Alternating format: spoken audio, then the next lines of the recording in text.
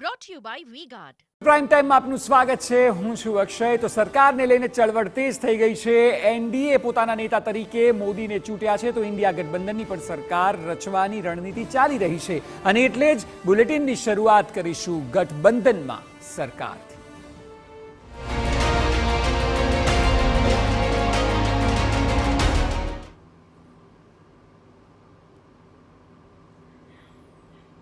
તો ગઈકાલે જે પરિણામો આવ્યા ત્યારબાદ એક સ્થિતિ સ્પષ્ટ થઈ ગઈ કે કોઈ પણ પાર્ટીને સિંગલ હેન્ડેડલી સરકાર રચવાનો મોકો નહીં મળે, ખાસ કરીને બીજેપીને, કે જે છેલ્લી 2 ટર્મથી એકલા હાથે સ્પષ્ટ બહુમત લાવતી હતી. ત્યારે હવે એનડીએ અને ઇન્ડિયા બંને આમને સામને છે, અને આપ સતત ટીવી સ્ક્રીન પર જોઈ રહ્યા છો કે એનડીએમાં કયા કયા સાથી દળો છે અને ઇન્ડિયામાં કયા કયા સાથી દળ છે. આ સ્થિતિમાં અત્યારે જ્યારે એનડીએના નેતા તરીકે પીએમ મોદીને ચૂંટી લેવાયા છે, નક્કી કરાયા છે, ત્યારે એ વાત ખૂબ સ્પષ્ટ લાગી રહી છે કે નીતિશ કુમાર અને ચંદ્રબાબુ નાયડુ, કે જેના ઉપર આ કિંગ મેકર તરીકે બંને ભૂમિકા નિભાવવાની વાત હતી, તેઓએ મોદીને સમર્થન આપી દીધું છે.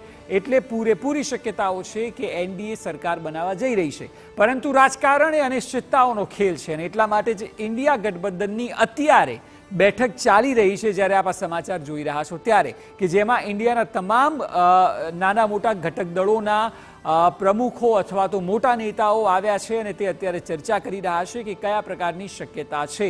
આપ જુઓ, બંને સંગઠન અથવા તો બંને જે સમૂહ છે તેમાં કોને કેટલી બેઠક ખૂટે છે તે આપને બતાવીએ છીએ, અને સાથે કયા કયા નેતાઓ આ ગઠબંધનમાં સામેલ છે તે આપને બતાવીએ છીએ. આખો દારોમદાર જે છે તે નાયડુ અને નીતિશ કુમાર આ બંને પર રાખે છે, કારણ કે એક બાજુ 234 સીટો છે અને એક બાજુ છે 292 સીટો.